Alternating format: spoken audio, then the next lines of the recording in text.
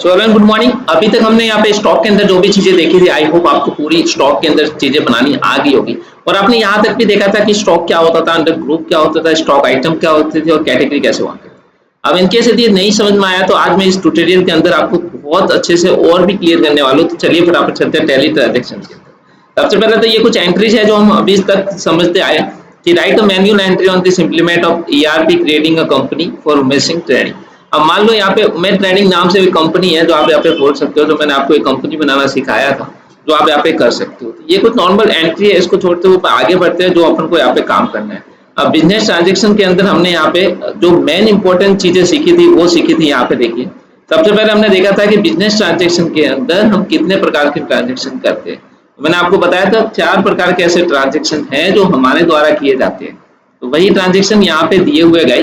तो यहाँ पे ट्रांजेक्शन आप देख सकते हो। आपको बताया था कि यदि आप कभी भी ट्रांजेक्शन करोगे, यदि सेल्स में करो, परचेज में करो, बैंक में करते हो, तो सबके अपने अपने ट्रांजेक्शन होते हैं। जैसे cash to cash, cash to bank, bank to cash, ये ट्रांजेक्शन हमने उसमें कवर किए थे। तो यही यहाँ पे इस तरीके से हम यहाँ पे देखने वाले हैं। तो आइए इस ट्यूटोरियल के अंदर हम यही कवर करने वाले हैं कि अब मान लो कभी सेल्स के अंदर कोई ट्रांजेक्शन के बारे में बात की जाए तो आप ट्रांजेक्शन को कैसे काउंट करोगे वो यहाँ पे दिखाया गया। सबसे पहले आप देखिए यहाँ पे दिया हुआ है कैश ट्रांजेक्शन। आप यहाँ पे देख सकते हो कैश ट्रांजेक्शन के अंदर हमारे पास एक कैश सेल्स करते हैं, हम कैश में परचेज भी करते हैं। उसी की तरह क्रेडिट कैश करते हैं और क्रेडिट में परचेज भी करते हैं। तो ये कुछ प्रकार का ऐसे ट्रांजेक्शन होता है जो अभी तक हम करते आए। वही यहाँ पे हम देखते हैं आगे इस वीडियो के अंदर। तो आप देखिए क्या होता है कि कभी कभी आपने यहाँ पे कवर किया होगा, हर एक चीज को यहाँ पे कवर करते चलो आप। और मेन चीजें यहाँ पे क्या होता है कि यहाँ पे देखिए 4000 का जब पेमेंट आपको रिसीव होता है, जब 4000 का पेमेंट आपको रिसीव होता है तो आप यहाँ पे क्या करते हो। आपने देखा होगा काफी सारी चीजें हैं जो इस टैली के अंदर आपको पढ़नी होती है। अब देखो यहाँ पे जैसे मान लो हमें 4000 का पेमेंट क्या हो रहा है, रिसीव हो रहा है। ठीक है, ये रिसीव है गाइस, थोड़ा सा मिस्टेक हो गया। तो हम यहाँ पर क्या करते हैं, कैश अपने बैंक लेजर में हम लेते हैं। मतलब मान लो 4000 रुपये आपको मिले हैं तो आपको पता है आप प्राप्त कर रहे हो, प्राप्त करते हो तो आपको पता है आप कौन सा लेजर खोलते हो, रिसिप्ट लेजर खोलते हो। रिसिप्ट का वाउचर खोलते हो, F6 आप दबाते थे, ये आपको पता है। F6 जब आप दबाते थे तो आपका यहाँ पे रिसिप्ट लेजर खुलता था, आप यहाँ पे बनाते थे। इनकेस कभी कभी क्या होता था कि यदि रिसिप्ट का लेजर नहीं है तो हम क्या करते थे, हम यहाँ पे मान लो कभी रिसिप्ट का लेजर नहीं भी होता है तो हम ऑल्ट के साथ यदि C दबाते थे, ऑल्ट के साथ C दबाते थे तो डायरेक्टली ये क्रिएट हो जाता था। ये भी हमने यहाँ पे कवर किया था। अब हम आगे देखते हैं, इसी वीडियो के अंदर आगे चलते हैं। तो आगे यहाँ पे देखिए और क्या है। तो आप देखिए यहाँ पे मान लो एक चीज दे दी कि उमेद ट्रेडिंग कंपनी हमने बनाई। मान लो उमेद नाम से एक ट्रेडिंग कंपनी बनाई जिसके अंदर क्या कर रहे हैं, कि आईफोन जो है वो सोल्ड कर रहे हैं। कितने, 5 आईफोन हम यहाँ पे सोल्ड कर रहे हैं। किसको कर रहे हैं, रोहन को ऑन क्रेडिट कर रहे हैं। ऑन क्रेडिट का मतलब होता है यहाँ पे उधारी पे दे रहे हैं।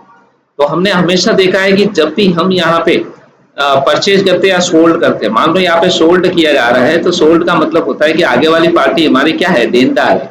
देनदार को यहाँ पे टैली की भाषा में क्या कहते हैं, तो देनदार को टैली की भाषा में डेटर्स कहते हैं। क्या कहते हैं, डेटर्स। तो ये थोड़ा सा ध्यान रखना है। जब भी आप परचेज करते हो तो आगे वाला आपका लेनदार है तो वो आपका क्रेडिटर हो जाता है।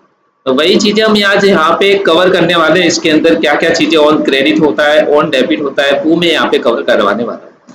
सबसे पहले बात करते हैं इन्वेंट्री। इन्वेंट्री के अंदर मैंने आपको काफी चीजें समझाई थी कि यहाँ पे स्टॉक क्या होता है, कैसे मेंटेन किया जाता है। तो इन्वेंट्री के अंदर क्या होती है कि कुछ एसेट होती है जो आप ट्रेडिंग पर्पज से क्या करते हो, खरीदते हो। जैसे कुछ फिक्स एसेट हो सकती है, चाहे बिल्डिंग ले लो, फर्नीचर ले लो, गाड़ी ले लो, ये आपके फिक्स हो सकती है। जैसे फर्नीचर, प्लाट, मशीनरी या बिल्डिंग जो भी आप ले रहे हो, ये आपकी क्या होगी, फिक्स एसेट होगी, जिनको आप क्या करते हो, बिजनेस पर्पज से खरीदते हो। उसी के साथ साथ कोई करंट एसेट भी होती है जिसमें सन्टी डेटर हो गया। डेटर मतलब कुछ सामान आपने उधार दे दिया तो वो आपका क्या है, देनदार है। तो ये भी आपके पैसा ही है, पैसा आने वाला है। उसी की तरह कोई स्टॉक बच गया, मान लो 1 साल आपने यहाँ पे कंपनी को चलाया, आपको पता है 1 अप्रैल से 31 मार्च इसका कंपनी ईयर होता है। तो आपने यहाँ तक चलाया मान लो, और लास्ट में जो भी 2 पैकेट भी यदि बिस्किट के बचे तो वो आपका क्या है, क्लोजिंग स्टॉक, वो भी आपका क्या है, पैसा है। इसके लिए हमें क्या करना पड़ता है कि इन्वेंट्री को यहाँ पे मेंटेन करना होता है। हम यहाँ पे देखते हैं कि हमारे पास कितना स्टॉक है, कितना नहीं है, वो सभी इस इन्वेंट्री के माध्यम से देखा जाता है। अब देखो मान लो हमारे लिए एक आईफोन है, तो हमारे लिए आईफोन है तो आईफोन पे क्या है, अपना स्टॉक है, इन्वेंट्री है। जैसे कोई आपके पास लैपटॉप पड़ा है, प्रिंटर पड़ा है, कोई बल्ब, ट्यूबलाइट वगैरह सब है, तो सब ये आपके आइटम है। इन्वेंट्री स्टॉक है। तो इसमें क्या क्या होता है वो मैं आपको बताने वाला हूँ। जैसे कुछ गेन मर्चेंट होते हैं, मतलब कि राइस, मूंग, जीरा, बाजरा, ये सब भी आपकी इन्वेंट्री होती है, ये सब भी आपका स्टॉक होता है। तो इसमें क्या होता है कि बिजनेस में कोई भी हो, हमारी इन्वेंट्री किस में रहेगी? एसेट में रहेगी, मतलब संपत्ति में रहेगी। हम जब भी स्टॉक खरीदेंगे तो संपत्ति में ही खरीदेंगे, बेचने के पर्पज से खरीदेंगे। तो अब बात करते हैं मैन्युफैक्चर को समझने का काम करते हैं। सबसे पहले मैन्युफैक्चर को समझिए, स्टॉक के अंदर क्या चीज होती है। जब मैन्युफैक्चर के पास हम जाते हैं तो मैन्युफैक्चर के बाद मान लो मोबाइल, हम मोबाइल लेने जा रहे हैं। मोबाइल कैसा है? रॉ मटेरियल में। रॉ मटेरियल मतलब कच्चा। अभी मोबाइल कैसा है? कच्चा है। अभी मोबाइल कच्चा है, रॉ मटेरियल है। यदि मोबाइल पक्का कब होगा? मान लो इसकी डिस्प्ले अलग है ना, इसके सॉकेट लगा रहा है, इसको सोल्डरिंग कर रहा है, इसके ऊपर बॉडी लगा रहा है, कांच लगा रहा है, ये सभी क्या है? धीरे धीरे धीरे करके कंपोनेंट बना के इसको पूरा मटेरियल के रूप में तैयार किया जाता है।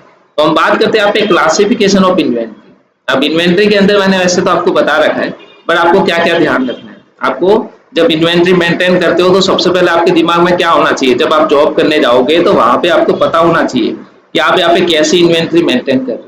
आपको आइडेंटिटी होनी चाहिए, आप कैसा स्टॉक मार्केट के अंदर चल रहा है, क्लासिफिकेशन करना आना चाहिए, उसको छांटना आना चाहिए, एक्सेस करना आना चाहिए, differentiate your stock item based on nature. आपको उसके नेचर के हिसाब से आपको उसको अलग अलग करना आना चाहिए।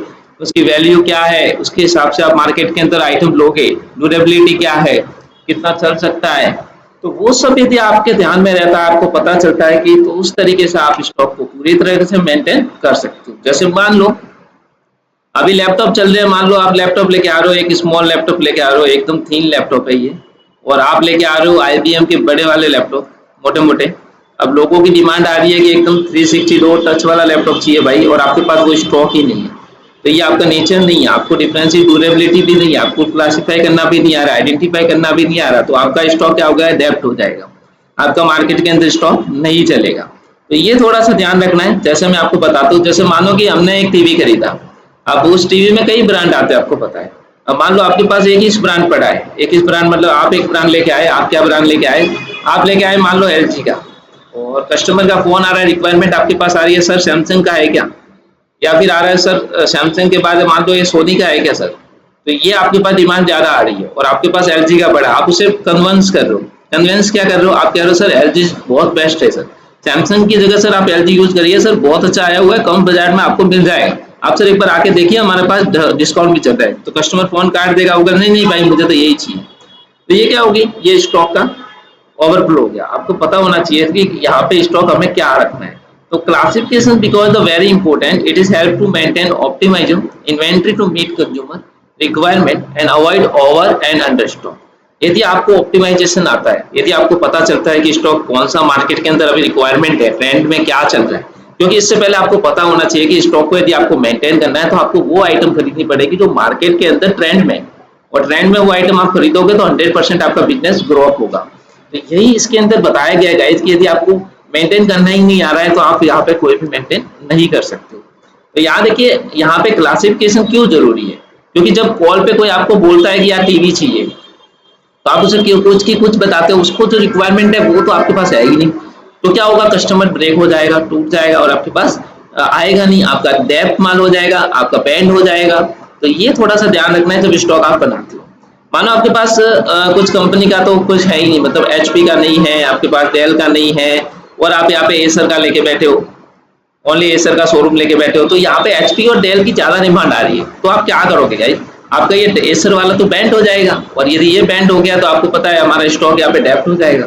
तो हमें थोड़ा सा ये ध्यान रखना है कि क्लासिफिकेशन हमें जरूर आना चाहिए, क्योंकि लोगों को क्या पसंद है, उनको क्या लेना पसंद है, वो हमें यहाँ पे ध्यान रखना है। ये होता है स्टॉक। आगे बढ़ते हैं, यहाँ पे देखिए, मतलब यदि हमें स्टॉक में क्लासीफाई किया हुआ, यदि आसानी से आपको क्लासीफाई करना आता है तो कंज्यूमर को आप हैंडल भी कर सकते हो, और यदि नहीं आता है तो कंज्यूमर भाग जाएगा। अब स्टॉक का मतलब क्या होता है? देखिए, स्टॉक मैंने आपको बताया था। मान लो आप कुछ अलग अलग ब्रांड के आप लैपटॉप खरीद रहे हो, लाइक कैसे एचपी, एसर, डेल, ठीक है। तो ये सभी क्या है? ये सभी ब्रांड है, ये सभी ब्रांड है। और ये सभी ब्रांड किसके अंदर आते हैं? आपको पता है कि यदि ब्रांड की बात करूं तो सभी ब्रांड जो है वो आपके सभी ब्रांड एक प्रकार के क्या है? लैपटॉप है। ये आपको बिल्कुल भी सोचने की जरूरत नहीं है कि ये लैपटॉप के अंदर ही आ गया। यदि लैपटॉप का नाम लूंगा तो लैपटॉप के अंदर आपका क्या क्या आ जाएगा? लैपटॉप के अंदर आपका एचपी आ जाएगा, एचपी के साथ एसर आ जाएगा, डेल आ जाएगा। तो ये सभी तो आपके ब्रांड हो गए।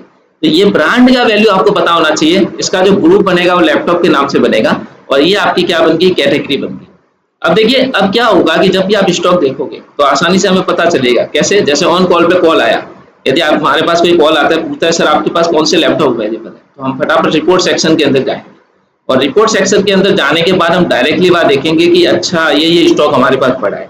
तो हम क्या करेंगे, हम फटाफट इन्वेंट्री मेंटेन भी कर सकते हैं और उसे रिकॉर्ड भी बता सकते हैं और रिकॉर्ड भी हमारा क्या होगा, मेंटेन हो जाएगा। तो इस तरीके से आप स्टॉक को मेंटेन करते हो क्योंकि आप फटाफट से रिक्वायरमेंट को पूरा कर सकते हो। अब बात करते हैं ओवर और अंडर स्टॉक क्या होता है। अब देखो इसका मतलब क्या है कि एक ही चीज को मेंटेन करना, मतलब कि आप कह रहे हो कि मैं सिर्फ लैपटॉप ही दुकान में चलाऊंगा, मैं ये मतलब एक दुकान खोल दी और सिर्फ क्या बेचोगे, लैपटॉप बेचोगे। तो आप जब एक ही चीज को मेंटेन करोगे तो कस्टमर रिक्वायरमेंट नहीं होगी। आपको क्या करना है, ओवर स्टॉक का ध्यान रखना।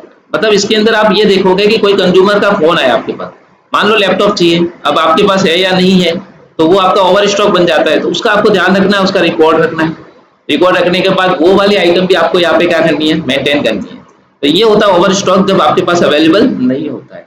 तो we will be classify over the HP stock item into the stock group, sub group are given be. जब आप स्टॉक ग्रुप बना देते हो, मान लो लैपटॉप नाम से आपने स्टॉक ग्रुप बना दिया। अब बताओ आपके पास कैटेगरी कौन कौन सी है, ये तो हो गया ग्रुप। अब कैटेगरी कौन कौन सी है, तो कैटेगरी के अंदर मैं आपको बताऊं तो आपने क्या क्या लैपटॉप लिए है। लैपटॉप के अंदर आपने एचपी, आपने मान लो डेल, आपने मान लो एसर, ये सभी लैपटॉप ले लिए। ये सभी आपकी क्या हो गई, स्टॉक कैटेगरी होगी। अब आइटम क्या बनेगी, तो इसमें देखो आपने लिया एचपी का 360 X360 ले लिया, तो ये आपका ब्रांड बन गया, मॉडल बन गया और ये आपके आइटम बन गए। तो इस तरीके से मेंटेन करना होता है। मैं आपको सभी मेंटेन करके बताऊंगा। नोट में थोड़ा देख लो, अकाउंटिंग ग्रुप बनाते हो जब आप, तो उसी तरह हमें क्या बनाना पड़ता है, स्टॉक ग्रुप भी बनाना पड़ता है और ग्रुप के अंदर सब ग्रुप भी बनाना पड़ता है। सब ग्रुप मतलब कि आपको उसका लेवल भी बताना है। कैसे, देखिए जैसे लैपटॉप ले लिया आपने, लैपटॉप के अंदर क्या हुआ कि लैपटॉप तो ग्रुप बन गया, लैपटॉप के अंदर अब आप आइटम बनाओगे। जैसे एचपी इनवे एक मॉडल आता है, एक मॉडल के अंदर स्टॉक आइटम क्या आपके एचपी इनवे 11, तो ये तो हो गया आपका ग्रुप और ये हो गई कैटेगरी, ये तो होगी कैटेगरी और ये आपका हो गया स्टॉक ग्रुप। ग्रुप किस नाम से बनेगा, तो लैपटॉप के नाम से बनेगा। ये कैटेगरी होगी और ये आपकी आइटम होगी। स्टॉक आइटम में क्या क्या मांग रहे हैं लोग, तो आप मॉडल बताओगे, उन्होंने बोला सर लैपटॉप चाहिए, सर कौन सा चाहिए, एचपी। एचपी में सर हमारे पास यही अवेलेबल है, एचपी इनवे 11, एचपी इनवे 30। तो फटाफट से आपने बता भी दिया। और मांगेगा तो सर एचपी पेवेलियन 360 में टच में अवेलेबल है सर, तो आप बोलोगे कौन सा है, तो आप बोलोगे सर एचपी का पेवेलियन 14 है। वाओ, तो आपके पास स्टॉक कितना अच्छे से मेंटेन हो गया। इस तरीके से हमें यहाँ पे काम करना है। फिर लास्ट में आता है यूनिट ऑफ मेजर। ऐसा तो नहीं कि आप लैपटॉप लेने जा रहे हो और लैपटॉप लेने जा रहे हो और आप केजी में मांग रहे हो, ऐसा तो हो नहीं सकता। इसके लिए आपको पीस का एक बनाना पड़ेगा, यानी जब आप पीस का बनाओगे या एनओएस यानी नंबर का बनाओगे तो आपके यहाँ पे लैपटॉप काउंट हो जाएंगे। तो थोड़ा सा क्या यूनिट ऑफ मेजर ये कहती है कि शायद आप जब भी कोई चीज लेने जाते हो, दूध लेने जाते हो तो लीटर में लेते हो, है ना। तो उसी की तरह आपको ये ध्यान रखना है कि जैसे आप शक्कर लेने जा रहे हो तो केजी में लोगे। तो ये जो होती है ये यूनिट ऑफ मेजर होती है जो आपको वहाँ पे बनाना होता है। अब मान लो ये ग्राम्स आप लेने जा रहे हो, ये सभी की अपनी अपनी एक यूनिट होती है, किलोग्राम में आप लोगे। तो ये थोड़ा सा इसके अंदर देखा जाता है स्टॉक बनाते समय। जैसे कि हम यहाँ पे मर्चेंट के पास जाएंगे तो आपको पता है आपको किलोग्राम की नीड होगी, किलोग्राम आप लोगे। किलोग्राम एक यूनिट होता है, मतलब मेजर होता है जहाँ पे केजी को लिखा जाता है। तो दूध लेने जाएंगे तो आपको बोलेंगे कितना चाहिए, कितने पाउच चाहिए, तो यहाँ पे नंबर हो गया। अब जैसे आप पैकेट लेने जा रहे हो तो पैकेट आपको देगा 1 पीस, 2 पीस, 3 पीस, तो ये क्या हो गया, नंबर हो गया। और यदि दूध वाला आपके पास दूध आ रहा है तो आप क्या करोगे, लीटर में लोगे, भैया 2 लीटर दे दो, है ना। तो आप एक तपेला लेके आओगे घर से और उसके अंदर लोगे। तो ये थोड़ी सी क्या होती है, यूनिट ऑफ मेजर होता है जो हर चीज को आपको देखना होता है। यहाँ पर जो भी स्टॉक मेंटेन करेंगे हमें क्या करना है, एक बार उसकी यूनिट ऑफ मेजर तो जरूर बना लेनी चाहिए। यदि नहीं बना पाते हो तो ये दिक्कत होती है। तो ये यूनिट ऑफ मेजर एक वीडियो में कन्वर्ट करवा दी थी मैंने कि कैसे बनाई जाती है। अब हर एक की अपनी अपनी यूनिट ऑफ मेजर है, किसी को इंच में मापेंगे, टेबल स्पून में मापेंगे, कप लेंगे, पेन में, स्क्वाट में, ये सभी अपनी अपनी क्या है यूनिट ऑफ मेजर है, जो सब अपनी अपनी अलग अलग लेकर जो आपको बताऊंगा। अब बात करते हैं क्लोजिंग स्टॉक क्या होता है। क्लोजिंग स्टॉक वो होता है जैसे आप मेंटेन करते हो स्टार्टिंग में जब आप ओपनिंग स्टॉक भरते हो। ओपनिंग स्टॉक का मतलब जो भी आप सामान बेचने के लिए भरते हो गाइस, तो वो होता है ओपनिंग स्टॉक। और ओपनिंग स्टॉक के बाद जब आप पूरे साल 31 मार्च के पास आपके पास जो भी पैकेट बचता है, जो भी सामान बचता है, वो क्लोजिंग स्टॉक होता है। तो परचेज जो सेल होता है, जो हमारे पास लास्ट में बच गया, वो हमारा क्या है, क्लोजिंग स्टॉक है। उम्मीद है यहाँ तक कोई दिक्कत नहीं होगी। तो इसी तरीके से जब आप परचेज करोगे, फिर सोल्ड करोगे और लास्ट में जो बचेगा वो आपका क्लोजिंग स्टॉक होगा। तो ये था पूरा स्टॉक के बारे में थोड़ी सी बेसिक जानकारी। उम्मीद है आपको पूरी समझ में आई होगी। Thank you so much for watching guys.